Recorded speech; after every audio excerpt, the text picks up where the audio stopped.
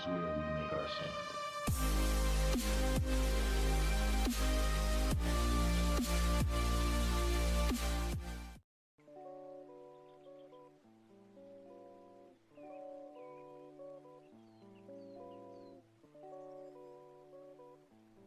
Before I get too far into this video, I want to thank and shout out a subscriber and good friend. His name is Jeremy, though he goes by the slightly more wordy username of BatmanFanForever08. He is a devout Christian and a promoter of truth. He works extremely hard to show that Christianity does not in fact agree with the Flurfers. He helped immensely with this video, and I want to thank him for that, and also point out that he's continuing to do good works on his own channel, creating a whole series of biblical proofs of the globe and refutations of the giant pizza. If you're a Christian who is, like most Christians, sick of flat earthers attempting to usurp your faith, check out Jeremy's channel in the description and drop him a sub. So, the Bible and flat earth. This is a difficult subject. Not only do most flat earthers tend to be religious, but the vast majority of skeptics and flat earth debunkers tend to be atheistic, agnostic, or otherwise non-religious. The reasons for this are various and another topic in and of itself, so today, I'm going to ignore my natural distaste for religion, and I'd like you all to do the same.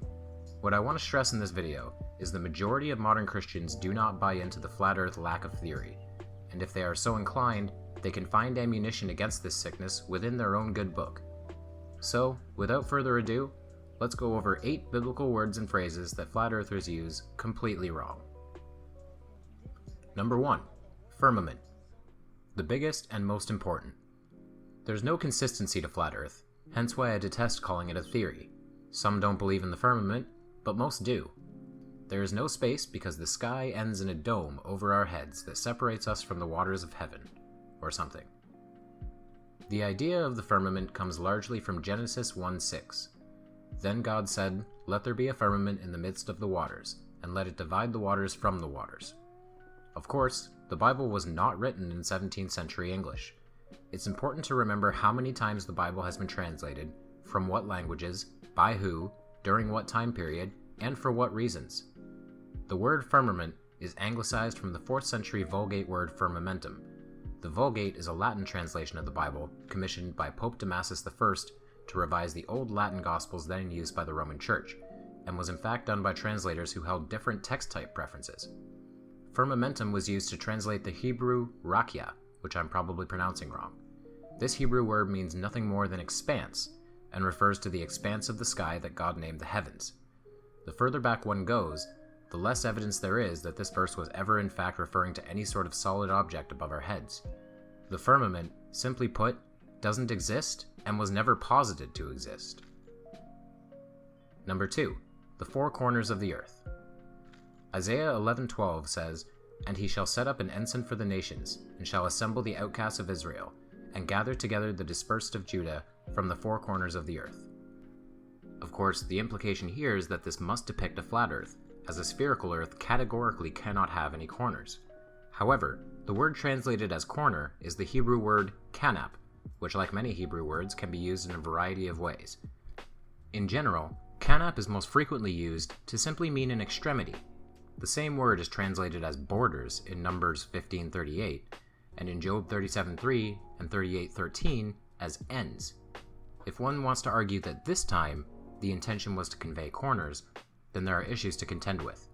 Here are 5 different Hebrew words which more specifically refer to corners that could have been used, and yet were not. Until the question of why they were not used, and kanap was, I maintain that the intention was simply to refer only to the extremities of the world.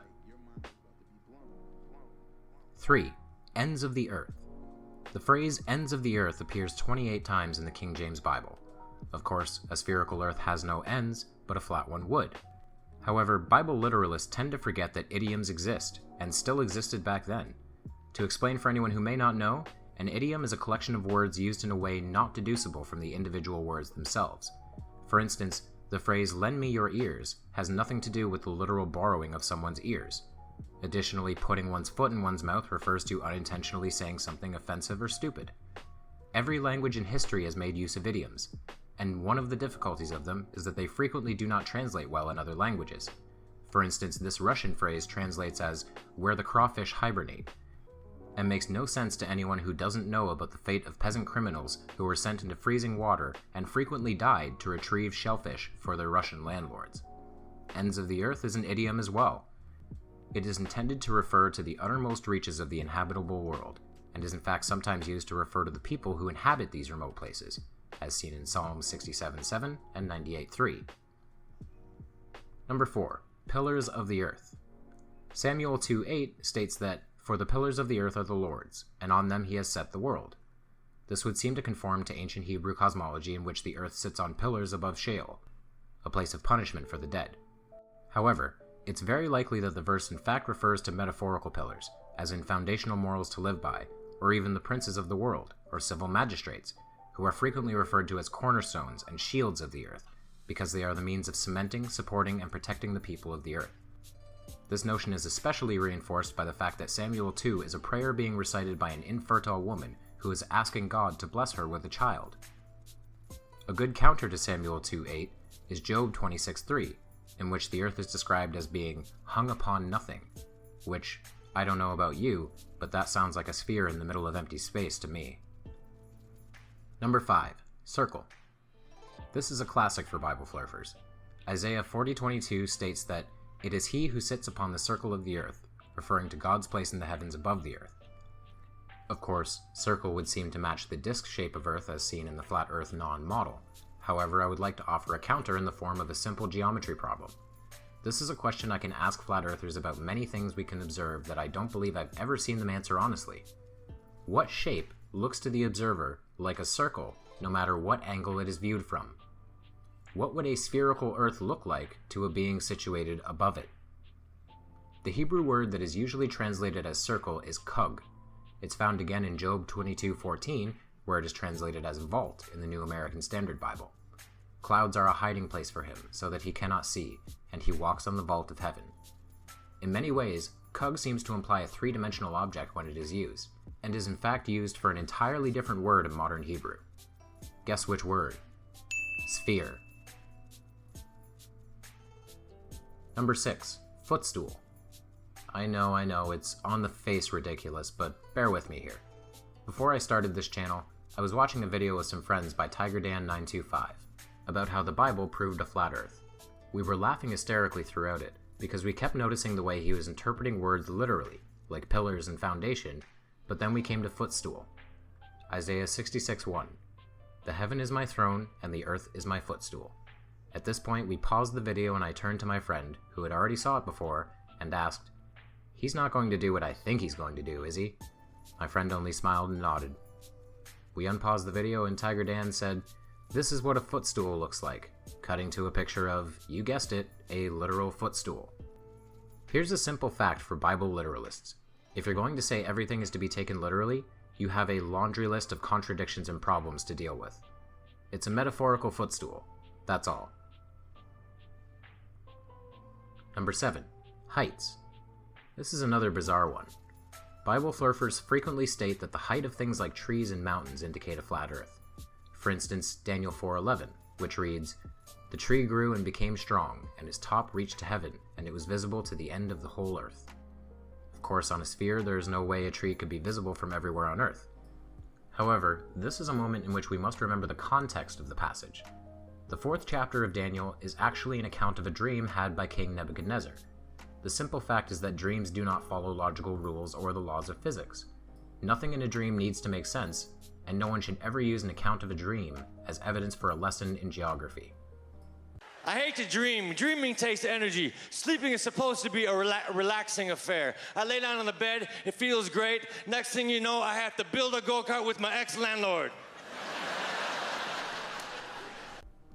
Number 8. Doctrine and Dogma. This one I didn't need to do too much research for. This is a simple matter of the nature of religions versus the nature of science. I am sick and tired of flurfers calling science a religion because it's objectively wrong. Science is nothing more than a method for understanding the world. That's it. It's a process, not a belief. It has no doctrine, and it has no dogma. To explain, a doctrine is a shared belief throughout multiple sects of a religion, like for instance the divinity of Christ, which is accepted by all forms of Christianity. A dogma, on the other hand, is simply a required belief, and doesn't need to be shared throughout other forms of their religion, like, say, the rituals and saints recognized exclusively by the Catholic Church. Science, on the other hand, has no beliefs. It has no doctrines, no dogmas, no faith. Science is nothing more than reaching out with your prehensile paws and using them to make sense of this crazy world we find ourselves in. It seems to me that flat earthers can't do anything correctly. They completely misunderstand the fundamentals of science, and they also completely misunderstand the tenets of their own religion. It reminds me of my first debate, in which my opponent stated the golden rule was to treat people how you are treated. I treat people as they treat me, Kevin. It's the golden rule. You should start living by it. That's not the golden rule. The golden rule is to treat others as you want to be treated. You can't even get religion right. Flurfs, we are bored of your hostility, your misquoted verses, and your ramblings about scientism. You could just sit down and talk to us, but it seems that's impossible at this point. I would like to once again thank BatmanFanForever08 for helping out with this video, and again, check out his channel if you want to see more about religion and Flat Earth. If you like this video, please give it a like. If you want to see more, please subscribe to my channel, which is Dead Kennedy in Space. If you want to support me further, consider donating on Patreon or purchasing some of my work through Amazon or Teespring. Thank you, and I'll see you over the curve, Space Cowboys. Live there, on the mote of dust, suspended in a sunbeam, in a vast cosmic arena.